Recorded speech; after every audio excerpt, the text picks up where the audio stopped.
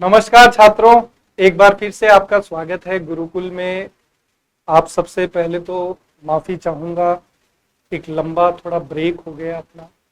दोस्तों, कुछ समय के लिए तबीयत खराब थी और फिर दिवाली का त्यौहार आ गया था। इस कारणवश कक्षाएं नहीं हो पाई, लेकिन अब एक बार फिर से मैं आप सबके साथ जुड़ चुका हूँ और अब हम रेगुलर रहेंगे, कोई ब्रेक नहीं होगा। दोस्तों, CHSL का एग्जाम होने वाला है अगले महीने, तो उन विद्यार्थियों के लिए कुछ मॉक टेस्ट लेकर के आया हूं। अगर ये टेस्ट आप करते हैं तो निश्चित रूप से आपको मुख्य परीक्षा में फायदा होगा, ये मेरा आपसे आश्वासन है। कक्षा शुरू करेंगे ईश्वर के आशीर्वाद के साथ। जय भैरव बाबा, जय मां कामाख्या। चलिए शुरू करते हैं। CHSL के लिए मॉक टेस्ट करने वाले हैं। क्वेश्चन नंबर फर्स्ट आपकी स्क्रीन पर है दोस्तों। The following sentence has been split into 4 segments. Identify the segment that contains a grammatical error. दोस्तों, हमें यहां पर एक सेंटेंस दिया हुआ है और सेंटेंस को 4 भागों में तोड़ा गया है। हमें वाक्य का वो भाग चुनना है जिसमें ग्रामर पॉइंट ऑफ व्यू से गलती है। तो आइए देखते हैं। लिखा हुआ है the couple prefer to walk until the last house of the town. दोस्तों, कपल का मीनिंग आप सब जानते हैं। कपल का मतलब होता है जोड़ा। दोस्तों, यहां पर एक चीज और आपको ध्यान देनी है। प्रेफर जो वर्ब है, इसके साथ हमेशा प्रेपोजिशन टू का इस्तेमाल किया जाता है। ये प्रश्न भी कई बार परीक्षाओं में बन जाते हैं, तो इनका भी आपको ध्यान रखना है। तो कह रहा है कि जो कपल है, जोड़ा है, उसने प्राथमिकता दी वॉक करने को। वॉक करने का मतलब होता है धीमी चाल में चलना, सैर करना type. Until the last house of the town, कस्बे का जो अंतिम घर था वहां तक उन्होंने चलते हुए या सैर करने को प्राथमिकता दी कि भी यहां तक चल के जाएंगे। अब दोस्तों, यहां ध्यान से चीजों को समझना। बहुत सारे जो छात्र हैं उनको यहां पर अंटिल में कुछ ना कुछ गड़बड़ लगेगी कि अंटिल यहां पर गलत है, और आपका अंदेशा बिल्कुल सही है। अंटिल यहां पर ठीक नहीं है दोस्तों। दोस्तों, एक शब्द होता है अंटिल और एक शब्द होता है टिल। दोनों जो शब्द हैं दोस्तों, दोनों का मीनिंग एक ही है, किसी समय तक। दोनों का जो मीनिंग है वो एक ही आता है, किसी समय तक, up to a particular point of time. इस चीज की बात करने के लिए हम लोग टिल का भी इस्तेमाल करते हैं, अंटिल का भी इस्तेमाल करते हैं। मीनिंग के पॉइंट ऑफ व्यू से दोनों जो है वो सेम है। और अब फर्क क्या है दोस्तों? टिल जो है ये थोड़ा इनफॉर्मल है। लैंग्वेज में जो है इनफॉर्मल बातचीत जब होती है अंग्रेजी भाषा में, तब वहां हम लोग टिल को प्रेफरेंस देते हैं, और जब भी फॉर्मल बातचीत होती है तो वहां पर हम लोग टिल का इस्तेमाल नहीं करते और अंटिल का इस्तेमाल करते हैं। ये चीज आपको पता होनी चाहिए। अगली बात यह है दोस्तों कि यहाँ अंटिल अगर आएगा नहीं तो आएगा क्या? दोस्तों, इन्होंने कहा है कि कस्बे के अंतिम घर तक, तो बेसिकली हम लोग लिमिट सेट कर रहे हैं। क्या सेट कर रहे हैं? लिमिट। हिंदी में अगर बोले तो सीमा। जबकि टिल की बात करें या अंटिल की बात करें, ये समय, टाइम के कॉन्टेक्स्ट में इस्तेमाल किए जाते हैं। तो जब भी आपको फिजिकल बाउंड्री या लिमिट तय करनी हो तो वहां पर हम लोग अप टू का इस्तेमाल करते हैं। दोस्तों, ध्यान रखिएगा, अप टू के बीच में स्पेस होता है, साथ में लिखना गलत होता है। मतलब अगर मैं यहां पर अप टू को इस तरीके से लिख देता हूं तो ये सरासर गलत। तो दोस्तों, करेक्ट सेंटेंस होगा the couple preferred to walk up to the last house of the town, कि जो जोड़ा है उसने कस्बे के अंतिम घर तक चलने को प्राथमिकता दी कि वहां तक चल के जाएंगे। प्रेफर के साथ टू आता है, इस चीज का विशेष ध्यान रखना है, ये प्रश्न आपकी परीक्षाओं में पूछा जा सकता है। तो यहाँ पर अगर देखें तो फर्स्ट, सेकंड, थर्ड, फोर्थ, ये जो फोर्थ है ये हमारा निश्चित रूप से करेक्ट आंसर है, इसमें कोई गलती नहीं है। आगे चलते हैं दोस्तों, क्वेश्चन नंबर 2 कह रहा है select the sentence in the future tense. हमें वो सेंटेंस बताना है जिसमें फ्यूचर टेंस का उपयोग किया गया है। दोस्तों बहुत ही सिंपल क्वेश्चन है ये, अगर हम लोग ध्यान दें, आपने अपने जीवन काल में टेंस काफी पढ़ा है, प्रेजेंट टेंस भी पढ़ा है, पास्ट टेंस भी पढ़ा है, फ्यूचर टेंस भी पढ़ा है। दोस्तों जब भी हम लोग फ्यूचर टेंस की बात करते हैं तो दो वर्ब ऐसी हैं जिनसे हमारा सामना बार बार होता है, एक विल है और एक शैल है। दोस्तों ये जो वर्ब हैं इनको हम लोग अंग्रेजी भाषा में मॉडल की तरह भी उपयोग में लेते हैं। मॉडल ऑक्सिलियरी वर्ब भी इनको बोला जाता है। ऑक्सिलियरी वर्ब इसलिए बोला जाता है क्योंकि दोस्तों ये बेसिकली हेल्पिंग वर्ब की भूमिका में होते हैं, सहायक क्रिया की भूमिका में होते हैं। और ऑक्सिलियरी वर्ब बोलें चाहे हेल्पिंग वर्ब बोलें, बात एक ही है। अब दोस्तों यहां जो 4 सेंटेंस लिखे हुए हैं, यहां इन सेंटेंसेस में फर्स्ट सेंटेंस में आपको जो है विल नजर आ रहा है, तो निसंदेह ये आपका यहां पर फ्यूचर टेंस है। I will be 25 next Sunday, और इस सेंटेंस का मीनिंग है कि अगले रविवार मैं 25 वर्ष का हो जाऊंगा। ठीक है, फर्स्ट ऑप्शन हमारा बिल्कुल करेक्ट है। आगे बढ़ते हैं दोस्तों, अगला क्वेश्चन आपकी स्क्रीन पर है। कह रहा है the underline phrase in the given sentence has been used incorrectly, select the option that can correctly replace the underline segment. यहां पर एक सेंटेंस हमें नजर आ रहा है, सेंटेंस के अंदर एक पार्ट है जिसको हमने अंडरलाइन किया है और हमें इसके बारे में चेक करना है कि क्या अंडरलाइन सेगमेंट गलत है, इनकरेक्ट है। अगर आपको लगता है कि ये गलत है तो कौन सा वो ऑप्शन है जिससे हमारा सेंटेंस सही बन सकता है। कह रहा है I am down with her complaints. दोस्तों कंप्लेन का मतलब होता है शिकायत। दोस्तों ये वाला जो फ्रेज आपको यहां पर दिया हुआ है डाउन विद, बेसिकली ये फ्रेजल वर्ब है। जब भी वर्ब के साथ प्रेपोजिशन का यूज किया जाता है, जब भी वर्ब के साथ हम लोग प्रेपोजिशन का इस्तेमाल करते हैं दोस्तों, तो इसको अंग्रेजी में हम लोग नाम देते हैं फ्रेजल वर्ब। क्या नाम देते हैं? Phrasal verb.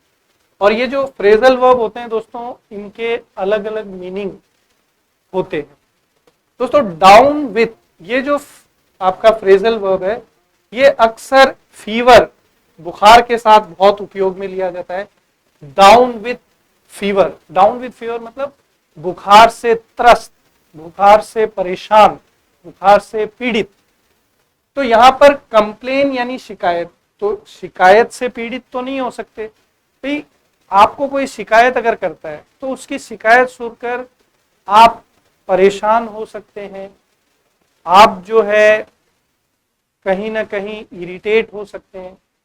लेकिन बुखार और यहां शिकायत, ये दोनों एक दूसरे के कॉन्ट्राडिक्टरी हो गए। तो बेसिकली यहां पर ये जो फ्रेजल वर्ब है ये ठीक नहीं है। अब कौन सा फ्रेजल वर्ब लें, ये हमारे लिए चैलेंज है। दोस्तों जो सबसे नीचे लिखा हुआ है वो है होल्ड डाउन। होल्ड का सेकंड फॉर्म यहां लिखा हुआ है हेल्ड। टेंस चेंज हो सकता है वर्ब का, उससे मीनिंग पे फर्क नहीं पड़ेगा फ्रेजल वर्ब के। दोस्तों होल्ड डाउन का मतलब होता है कि किसी चीज को दबाना, किसी चीज को दबाना, प्रेस करना। होल्ड डाउन का मतलब नौकरी को पकड़ कर रखना, इस कॉन्टेक्स्ट में भी यूज होता है। एक फ्रेजल वर्ब है दोस्तों यहाँ फेडअप। फेडअप का मतलब होता है किसी चीज से परेशान, फेडअप का मतलब होता है किसी चीज से परेशान होना। इंग्लिश में अगर देखा जाए तो बोल सकते हैं किसी चीज से अनॉय होना, किसी चीज से इरिटेट होना, ये मीनिंग यहां पर हो सकता है। एक फ्रेजल वर्ब है दोस्तों पास आउट, इसके भी अलग अलग मीनिंग है। पास आउट का एक मतलब टू फेंट, बेहोश होना भी होता है। पास आउट का एक मतलब टू पास और कंप्लीट अ कोर्स, कोई परीक्षा या कोर्स को पूर्ण करना, पास करना, उसके लिए भी पास आउट बोला जा सकता है। अब यहां पर एक फ्रेजल वर्ब है दोस्तों लुक डाउन। तो दोस्तों ये जो फ्रेजल वर्ब है लुक डाउन ऑन, और एक फ्रेजल वर्ब आपको और मिलता है लुक डाउन अपॉन। इसका मतलब होता है किसी को अपने से, किसी को अपने से तुच्छ समझना, to feel that you are more powerful, you are superior to others. इस तरीके की भावना जब आपकी होती है तो उसके लिए फ्रेजल वर्ब बनता है look down on, look down upon, किसी को अपने आप से कमतर समझना, कम समझना। अब दोस्तों सेंटेंस जो है I am down with her complains, तो यहां पर कंप्लेन्स जो है इस फ्रेजल वर्ब के साथ ठीक नहीं है, तो शिकायत से व्यक्ति परेशान हो सकता है। तो सबसे जो एप्रोप्रिएट फ्रेजल वर्ब है यहां पर वो ऑप्शन थर्ड है, निसंदेह, कि I am fed up with her complains, कि मैं जो है उसकी शिकायतों से परेशान हो गया हूं, इरिटेट हो गया। आगे बढ़ते हैं दोस्तों और अगले क्वेश्चन पे फोकस करते हैं। क्वेश्चन कह रहा है the following sentence has been divided into 4 segments, identify the segment that contains a grammatical error. दोस्तों यहाँ एक सेंटेंस हमें दिया हुआ है, इसको कुछ पार्ट्स में हमने तोड़ दिया है। हमें वाक्य का वो भाग पता करना है जिसमें ग्रामर के हिसाब से गलती है। दोस्तों कह रहा है passengers started behaving violent when they were asked to leave the bus station. कह रहा है कि जो यात्री है वो बहुत ही हिंसक तरीके से व्यवहार करने लग गए जब उनसे बस स्टेशन छोड़कर जाने के लिए कहा गया। दोस्तों बहुत ही आसान क्वेश्चन है, यहां आपको ध्यान देना है। यहां बेसिकली जो वर्ब है वो है बिहेव, ये आपका ओरिजिनल वर्ब है। बिहेव का मतलब होता है दोस्तों किसी से व्यवहार करना। बिहेव का मतलब क्या होता है? किसी से व्यवहार करना। उसका यहाँ पर प्रोग्रेसिव फॉर्म दे रखा है, यानी कि आईएनजी फॉर्म दे रखा है। दोस्तों हम अंग्रेजी में पढ़ते आए हैं कि वर्ब की विशेषता कौन बताता है, तो आप कहेंगे कि सर वर्ब की विशेषता बताने के लिए हमारे पास एडवर्ब है, जिसको हम लोग क्रिया विशेषण बोलते हैं। जिसको हम लोग क्या बोलते हैं? क्रिया विशेषण। नाम से ही पता चल रहा है जो क्रिया की विशेषता बताए वो क्रिया विशेषण। अब दोस्तों इस वर्ब की विशेषता बतानी है। अब ये जो वायलेंट है ये हमारा एडजेक्टिव है, विशेषण है। वायलेंट का मतलब होता है हिंसक। अब एडजेक्टिव का रोल क्या है दोस्तों? एडजेक्टिव जो है ये नाउन एवं प्रोनाउन की विशेषता बताता है। किसकी विशेषता बताता है? संज्ञा और सर्वनाम। हमें विशेषता बतानी है वर्ब की, कैसे बिहेव किया? हिंसक तरीके से। तो यहां इस एडजेक्टिव को एडवर्ब में चेंज करेंगे और वायलेंट की जगह यहां पर आ जाएगा वायलेंटली, हिंसक तरीके से। इसका क्या मीनिंग हो जाएगा? हिंसक तरीके से, हिंसक तरीके से। तो जो यात्री है उन्होंने हिंसक तरीके से व्यवहार करना शुरू कर दिया जब उनसे स्टेशन छोड़कर जाने के लिए कहा गया था। दोस्तों एक चीज और ध्यान रखना, ये जो वायलेंटली है यहां पर इस सेंटेंस में एडवर्ब ऑफ मैनर है। कौन सा एडवर्ब है? एडवर्ब ऑफ मैनर है, क्योंकि ये आपको बिहेव करने के तरीके को क्वालिफाई कर रहा है। तो एडवर्ब ऑफ मैनर की तरह काम कर रहा है, ये चीज भी आप जरूर समझें यहाँ पर। चलिए आगे बढ़ते हैं। अगला सवाल आपकी स्क्रीन पर। दोस्तों यहाँ पर हमारे पास एक क्लोज टेस्ट आ गया है। जब भी हम लोग एग्जाम में अपीयर होते हैं तो पैटर्न यही है, एक क्लोज टेस्ट हमें देखने को मिलता है। तो क्लोज टेस्ट सॉल्व करने का तरीका बहुत ही सिंपल है। आपको इसको पूरा पढ़ना है, पूरा पढ़ने से आपको इसका एक ओवरव्यू मिल जाएगा और उसके बाद में हम लोग शब्द भरना शुरू करेंगे। दोस्तों कह रहा है in the following passage some words have been deleted, read the passage carefully and select the most appropriate option to fill in each blank.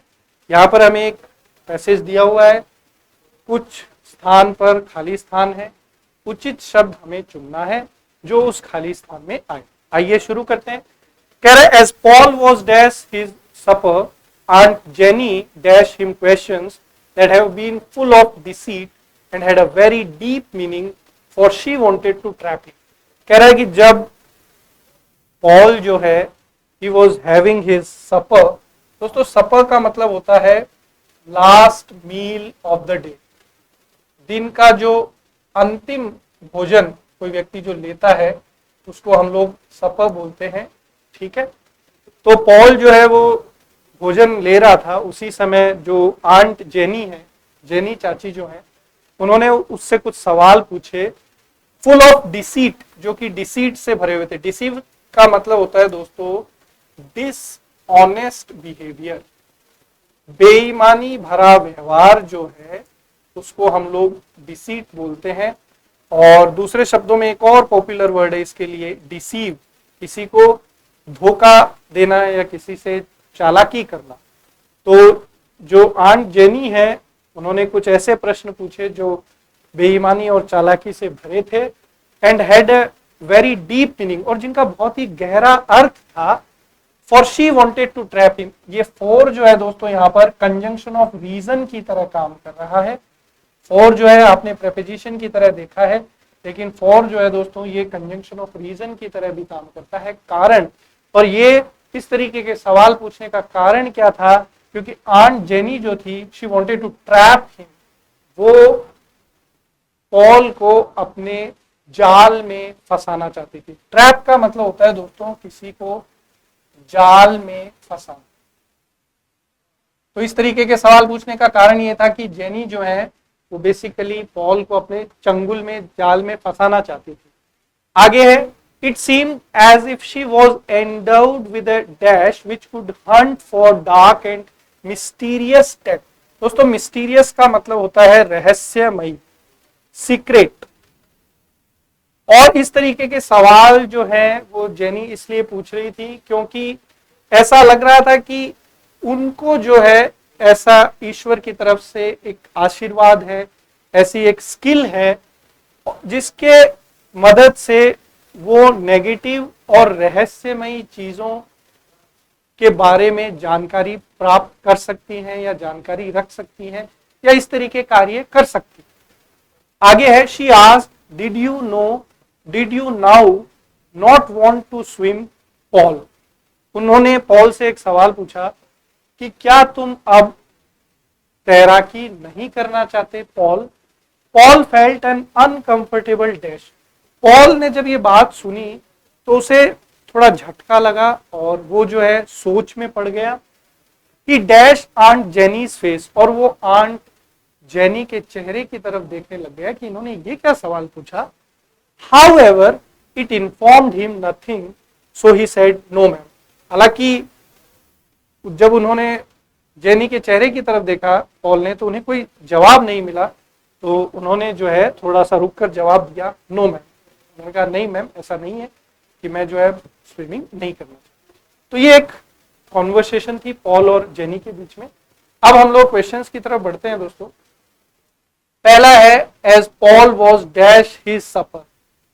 तो दोस्तों ग्रेज का मतलब क्या होता है, तो दोस्तों ग्रेज का मतलब होता है चरना। बेसिकली एनिमल्स के लिए आता है कि भाई जैसे गाय भैंस बकरी घास वगैरह चरते हैं। चर्निंग का मतलब होता है दोस्तों मथना। आपने गांवों में देखा होगा हमारे पास दही रहता है, दही के अंदर हम लोग जो है उसको मथते हैं और उससे मक्खन बनाते हैं। तो चर्न का मतलब होता है दोस्तों किसी चीज को पीसना या मथना। चर्न का मतलब क्या होता है? किसी चीज को मथना या पीसना। ईटिंग, ईट का मतलब होता है खाना। दोस्तों फीड का मतलब होता है किसी को खिलाना।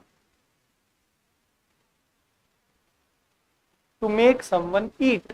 तो यहां पर सबसे अप्रोप्रिएट वर्ड ईटिंग हो जाएगा कि जब पॉल जो है, यहाँ सपर लिखा ही हुआ है, तो पॉल जो है खुद अपने हाथों से भोजन ले रहे थे। तो as Paul was eating his supper. आगे बढ़ते हैं दोस्तों।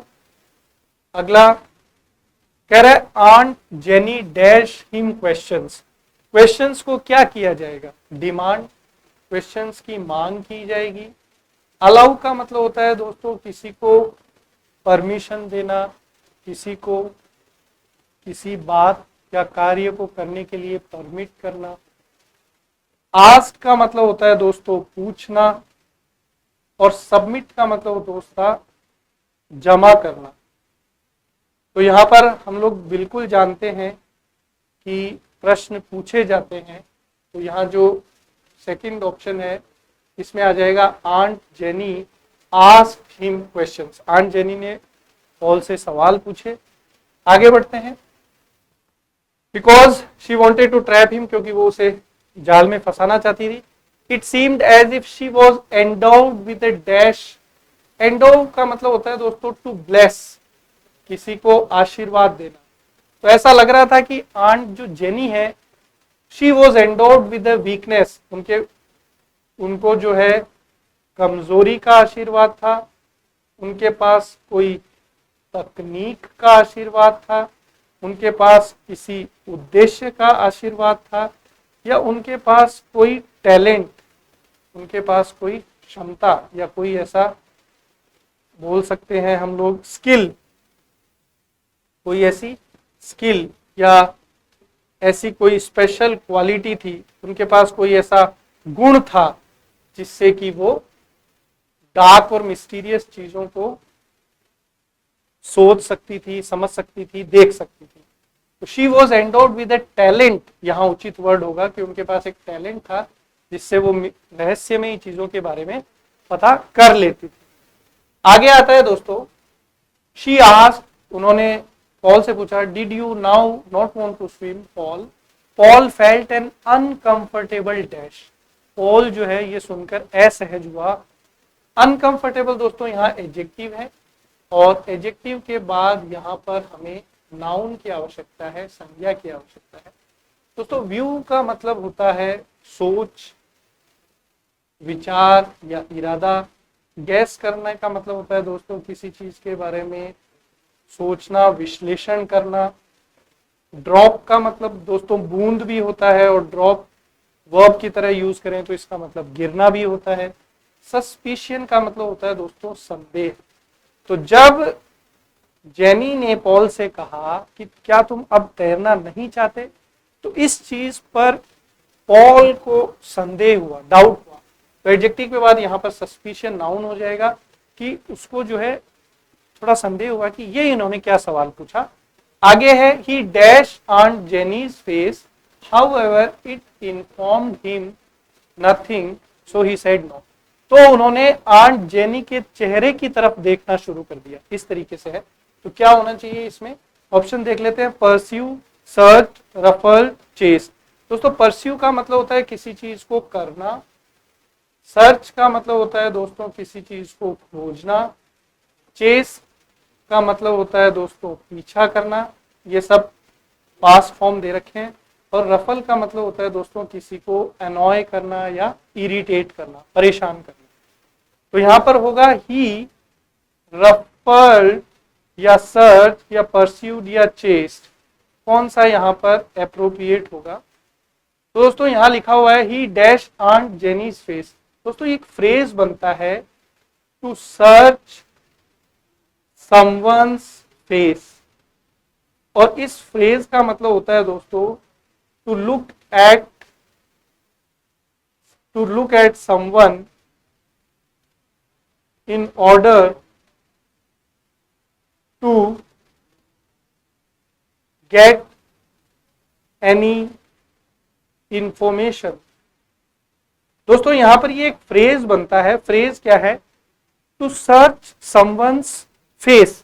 इस फ्रेज का मतलब होता है दोस्तों किसी के चेहरे को बहुत ध्यान से देखना और इस प्रकार से देखना कि वहां से कोई जानकारी लेने का प्रयास करना।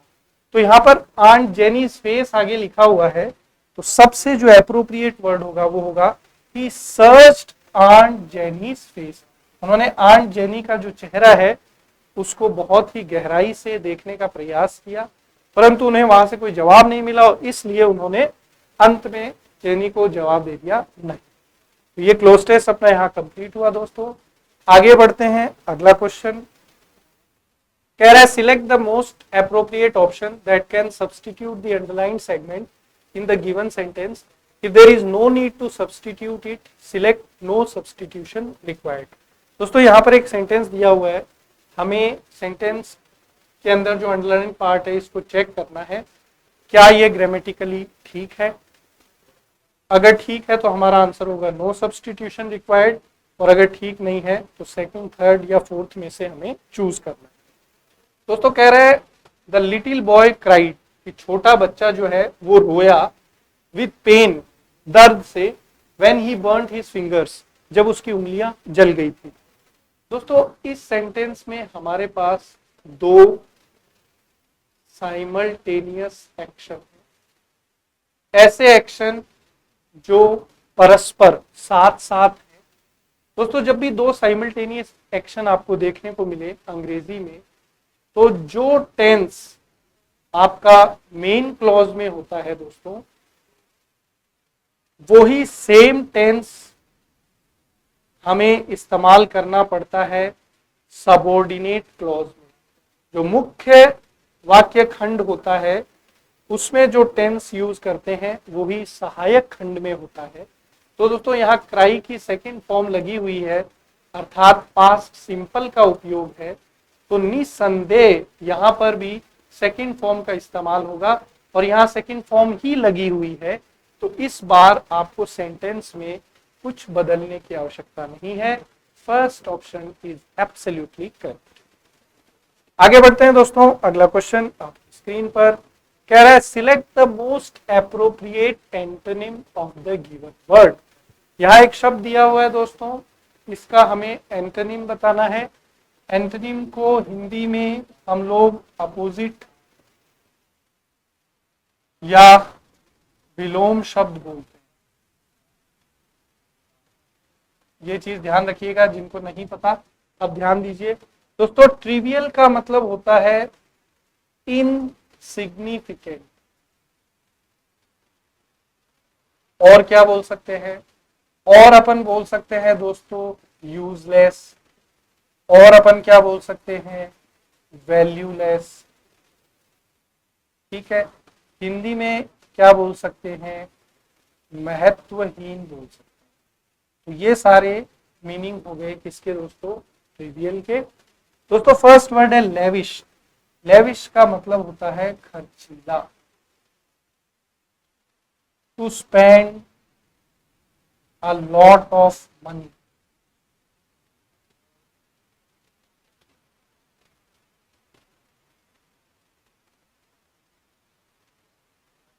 बहुत ज्यादा पैसा खर्चा करना, खर्चीला, फुल ऑफ कंफर्ट। लेविश को हम लोग बोल सकते हैं फुल ऑफ कंफर्ट, आराम से भरपूर। दोस्तों लायबल का मतलब होता है जिम्मेदार। लायबल का मतलब क्या होता है, जिम्मेदार। रेस्पॉन्सिबल और बोल सकते हैं अकाउंटेबल, किसी चीज की जवाबदेही होना। दोस्तों वेन का मतलब होता है वर्थलेस, बेकार, खराब, यूजलेस। और एसेंशियल का मतलब होता है दोस्तों आवश्यक या इंपॉर्टेंट। तो आपको बिना किसी डाउट के आंसर मिल गया है। फोर्थ ऑप्शन हमारा बिल्कुल ठीक होगा, एसेंशियल। क्योंकि ट्रिवियल का मतलब होता है यूजलेस, इनसिग्निफिकेंट, महत्वहीन। तो बेसिकली इंपॉर्टेंट या आवश्यक या महत्वपूर्ण, यही हमारा एंटोनिम होगा। आगे बढ़ते हैं दोस्तों, अगला क्वेश्चन, क्वेश्चन नंबर 12। हमें इनकरेक्ट स्पेलिंग यहाँ पर बतानी है कि कौन सी स्पेलिंग यहाँ पर गलत है। दोस्तों फर्स्ट स्पेलिंग है ऑब्टेन, ये बिल्कुल ठीक है। ऑब्टेन का मतलब होता है प्राप्त करना। डेलीगेट की स्पेलिंग बिल्कुल ठीक है दोस्तों, डेलीगेट का मतलब होता है रिप्रेजेंटेटिव, हिंदी में हम लोग बोलते हैं प्रतिनिधि। दोस्तों इल्यूजन की स्पेलिंग बिल्कुल ठीक है, इल्यूजन का मतलब होता है भ्रम। एनक्रोच, ये स्पेलिंग गलत है दोस्तों, एनक्रोच की सही स्पेलिंग होती है ENCROACH। एनक्रोच का मतलब होता है दोस्तों अतिक्रमण। To capture someone else's land, किसी और की भूमि या क्षेत्र को अपने नियंत्रण में ले लेना गलत तरीके से, उसको एनक्रोच बोलते हैं, हिंदी में बोला जाता है अतिक्रमण। तो यहां पर हमारा आंसर हो जाएगा ऑप्शन 2, क्योंकि गलत स्पेलिंग हमसे पूछी थी। अगला क्वेश्चन कह रहा है select the most appropriate antonym of the given word. Again हमें एंटोनिम बताना है, विलोम शब्द बताना है। दोस्तों ग्लोरी, दोस्तों ग्लोरी का मतलब होता है महिमा, वैभव, ख्याति। तो ये एक पॉजिटिव वर्ड है दोस्तों। अब यहां पर जो वर्ड है डिलाइट, दोस्तों डिलाइट का मतलब होता है हैप्पीनेस, खुशी। ऑनर का मतलब होता है दोस्तों रेस्पेक्ट, सम्मान। दोस्तों ग्लूटनी का मतलब होता है ग्रीडीनेस ऑफ फूड, भोजन को लेकर के लालच, मेनली उसके लिए ग्लूटनी बोला जाता है। यहां से एक और वर्ड निकलता है जो अक्सर एसएससी में वन वर्ड सब्स्टिट्यूशन में पूछा गया है, ग्लूटोन। ग्लूटोन का मतलब क्या होता है दोस्तों, one who Yeats a lot, जो बहुत ज्यादा भोजन करता है उसको ग्लूटोन बोलते हैं, हिंदी में इसको पेटू भी बोला जाता है। दोस्तों शेम का मतलब होता है शर्म भरा, शर्मिंदा करने वाली कोई चीज। फुल ऑफ डिसरेस्पेक्ट, अपमान से भरी कोई चीज। किसी को ग्लोरीफाई करना, प्रेज। तो यहां पर दोस्तों एंटोनिम पूछा है तो बिना किसी प्रॉब्लम के शेम हमारा आंसर होगा, क्योंकि ग्लोरी का मतलब होता है वैभव, ख्याति, महिमा, पॉजिटिव वर्ड है। तो यहां पर है कोई ऐसी चीज जो शर्मिंदगी प्रदान करे, शेम। तो सेकंड ऑप्शन हमारा बिल्कुल ठीक है। दोस्तों आगे बढ़ते हैं, अगला क्वेश्चन आपकी स्क्रीन पर कह रहा है select the most appropriate meaning of the underline idiom. Idiom का मतलब होता है मुहावरा। तो सेंटेंस में एक मुहावरा दिया हुआ है, उसका मीनिंग हमें बताना है। क्या है idiom? The realtors of the new venture sold plots like hot cakes. दोस्तों ये जो ईडियम है, सेल लाइक हॉट केक्स, इसका मीनिंग होता है to sell quickly,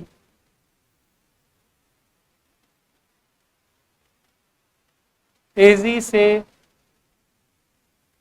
बिकना। Also at a low cost, कम कीमत पर या तेजी से किसी चीज का बिकना, उसके लिए ईडियम है sell like hot cakes.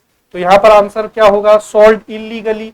Illegally का तो मतलब होता है गैर कानूनी तरीके से किसी चीज का बिकना, तो ये गलत होगा। सोल्ड विद ग्रेट डिफिकल्टी, बहुत कठिनाई से किसी चीज को बेचना, ये भी नहीं होगा। सोल्ड इनोवेटिवली, इनोवेशन का मतलब होता है दोस्तों आविष्कार या कोई नई चीज, तो किसी चीज का नए तरीके से बिकना नहीं। Sold quickly and in large numbers, तो ये हमारा बिल्कुल उचित आंसर हो जाएगा कि तेजी से बिकना और बड़ी संख्या में बिकना, इसके लिए बोला जाता है सेल लाइक हॉट केक्स। अगला देखिए, select the most appropriate option that can substitute the underlined words in the given sentence। underline part को चेक करना है कि ग्रामेटिकली ठीक है क्या, अगर ठीक नहीं है तो ठीक करेंगे। कह रहा है it is a general belief, ऐसा एक सामान्य विश्वास है, क्या विश्वास है, दैट द फीमेल ऑस्ट्रिच, की जो मादा शुतुरमुर्ग है, guard the nest at night, वो रात को घोंसले की देखभाल करती है, उसकी पहरेदारी करती है। दोस्तों सब्जेक्ट वर्ब एग्रीमेंट का बहुत ही बेसिक सा सवाल है। यहां देखिए हमारा सब्जेक्ट क्या है, ऑस्ट्रिच, ये कैसा है, सिंगुलर।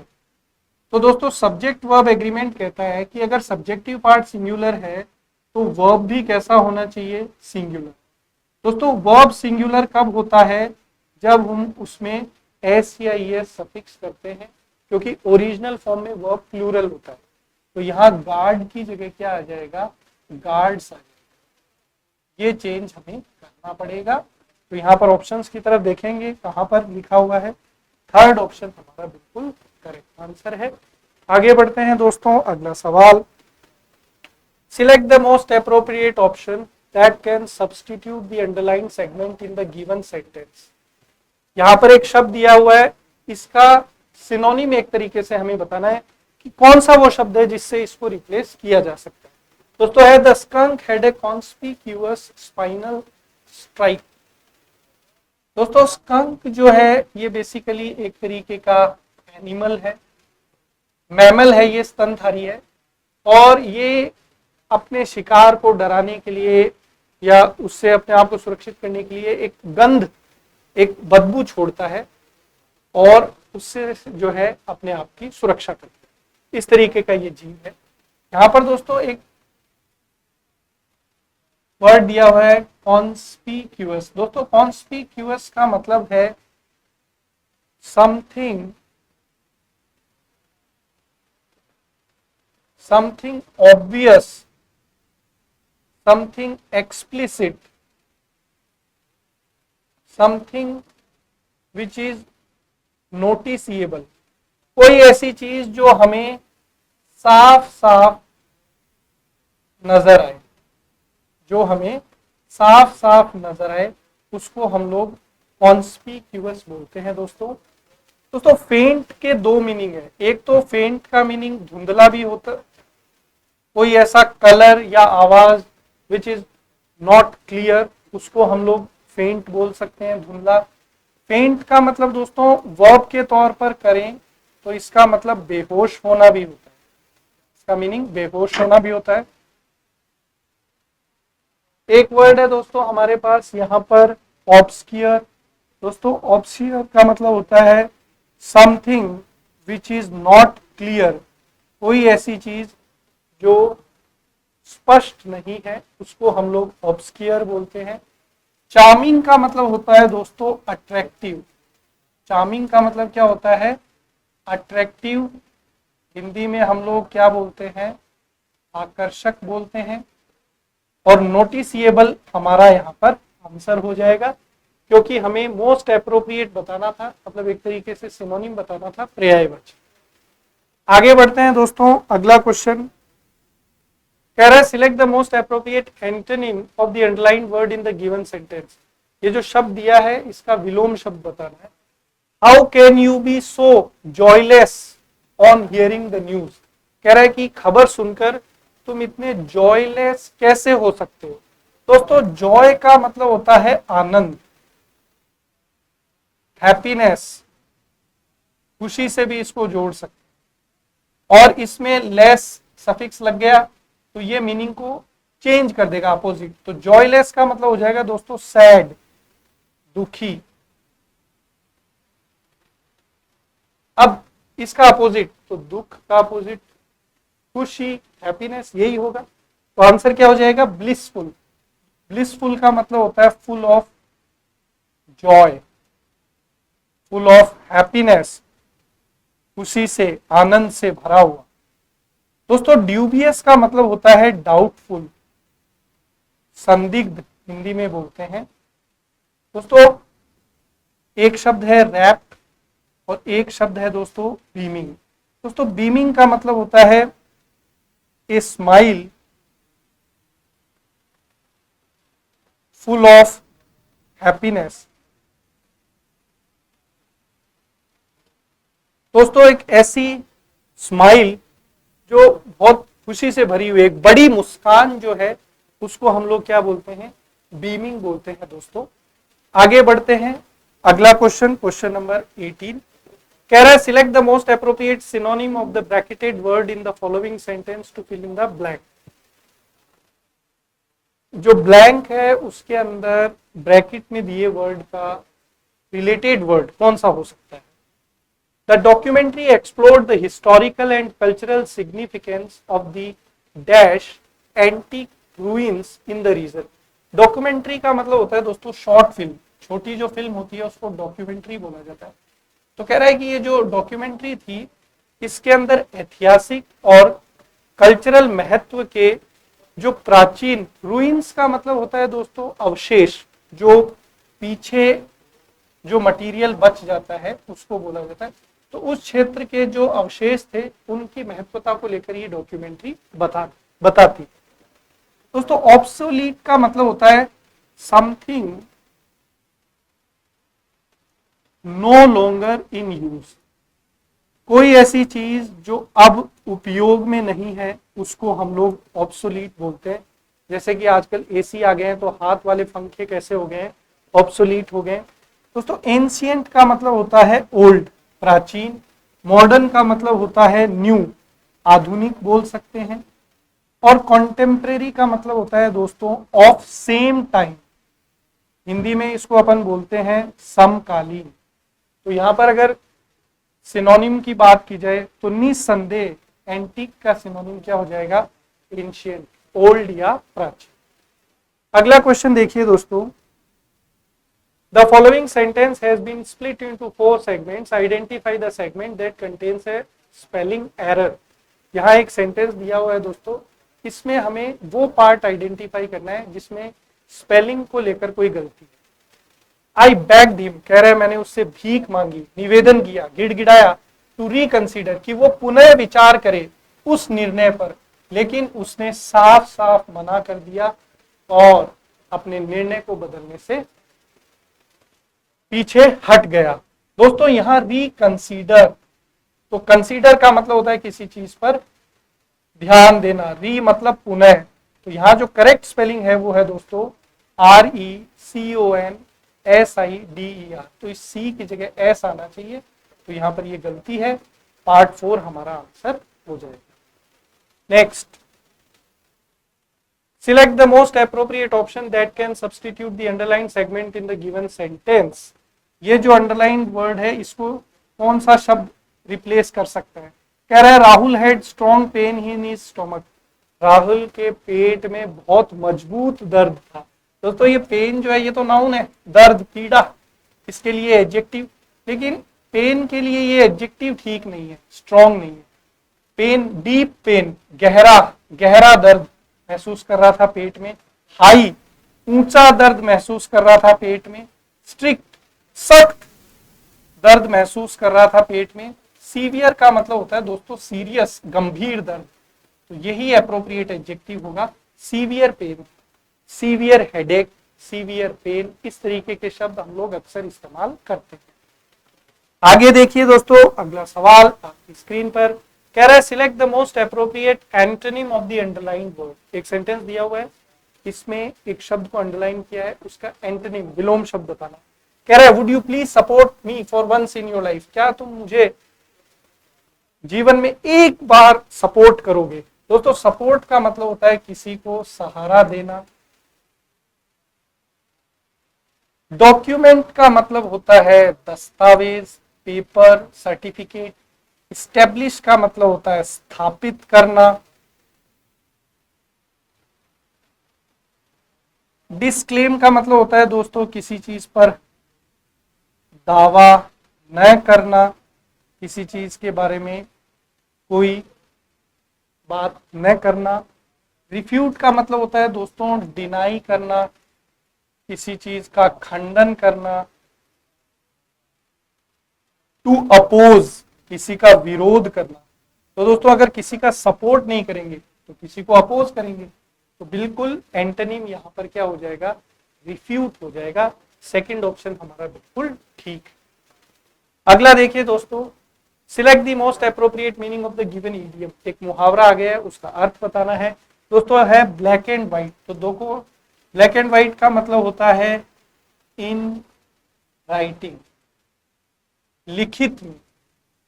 बोली हुई बात की कोई कीमत नहीं होती है, लेकिन लिखी हुई बात की कीमत होती है, क्योंकि लिखी हुई बात को लेकर हम न्यायालय जा सकते हैं। इसलिए हर आदमी जो भी प्रॉमिस होता है उसको ब्लैक एंड व्हाइट में चाहता है, रिटर्न में चाहता है। तो यहाँ पर हमारा आंसर हो जाएगा ऑप्शन ए सब। आगे बढ़ते हैं दोस्तों, अगला question. Select the most appropriate option to fill in the blank. एक सेंटेंस है, खाली स्थान में उचित शब्द लिखना है। यस्टरडे कह रहा है कल, आई एट, ईट का सेकंड फॉर्म है, मैंने खाया था। क्या खाया था, only a dash of apples for my dinner. Dinner के अंदर मैंने एप्पल्स का क्या खाया था। क्या वर्ड हो सकता है, पियर कुछ होता है क्या, पियर, पेयर, ये पेयर होता है। पेयर का मतलब होता है दोस्तों जोड़ा। हालांकि लैंग्वेज के हिसाब से अगर देखा जाए तो अब पेयर ऑफ एप्पल्स, ये इस तरीके की भाषा इस्तेमाल करना ठीक नहीं है, लेकिन अर्थ के आधार पर यही सबसे उचित शब्द यहां है, इसलिए हम लोग इसके साथ चले जाएंगे। बाकी लैंग्वेज जो है उसके अनुसार ए पेयर ऑफ एप्पल्स की जगह आपको क्या लिखना चाहिए, 2 एप्पल्स लिखना चाहिए। तो इस तरीके का कोई सवाल अगर आपकी परीक्षा में आ जाता है तो उसको आप चैलेंज कर सकते हो। अगला देखिए दोस्तों, select the most appropriate option to fill in the blank. In both countries we have leaders of dash ability. कह रहा है दोनों देशों में हमारे पास ऐसे नेता हैं जिनके अंदर डैश एबिलिटी है। कैसी क्षमता है, एक्सेप्शनल। दोस्तों एक्सेप्शनल का मतलब होता है विलक्षण, एक्स्ट्रा ऑर्डिनरी, क्या बोल सकते हैं, एक्स्ट्रा ऑर्डिनरी एबिलिटी है। जीनियस है। ऑल माइटी का मतलब होता है दोस्तों one who is all powerful, god, ईश्वर के लिए आता है ये सर्वशक्तिशाली। पावरफुल का मतलब आप जानते ही हैं, शक्तिशाली।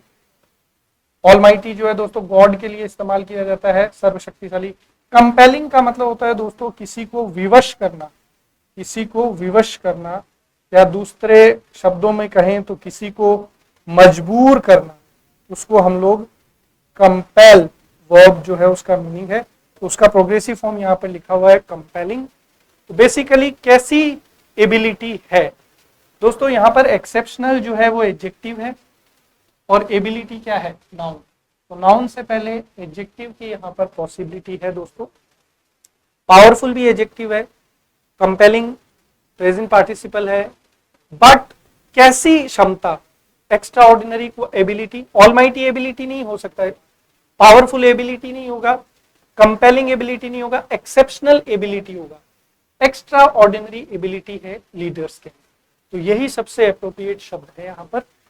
आगे बढ़ते हैं दोस्तों, select the most appropriate option that can substitute the underline segment in the given sentence. हमें यहाँ एक सेंटेंस दिया हुआ है, उसके अंदर हमें वो पार्ट चूज करना है जो अंडरलाइन पार्ट को ठीक करे, क्योंकि अंडरलाइन पार्ट यहाँ पर गलत है। कह रहा है this is best book for children to read. कह रहा है ये बच्चों के लिए सर्वोत्तम किताब है पढ़ने के हिसाब से। दोस्तों बहुत ही सिंपल कॉन्सेप्ट है।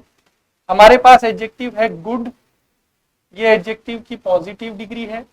अगर हमें इसको कंपैरेटिव फॉर्म में यूज करना पड़ना तो हम लोग लिखेंगे बेटर, और यहाँ पर हमारे पास इसका एक और फॉर्म है जिसको हम लोग सुपरलेटिव डिग्री बोलते हैं, वो है बेस्ट। दोस्तों सुपरलेटिव डिग्री के लिए रूल कहता है कि अंग्रेजी में जब भी हम लोग सुपरलेटिव डिग्री लिखें तो उससे पहले कौन से आर्टिकल का इस्तेमाल करें, आर्टिकल द का इस्तेमाल करें। तो यहाँ आपको कहाँ आर्टिकल द का इस्तेमाल दिख रहा है, इसमें। तो निस्संदेह फर्स्ट ऑप्शन हमारा करेक्ट आंसर। तो दोस्तों इसी के साथ ये पहला मॉक टेस्ट यहाँ पर कंप्लीट हुआ है।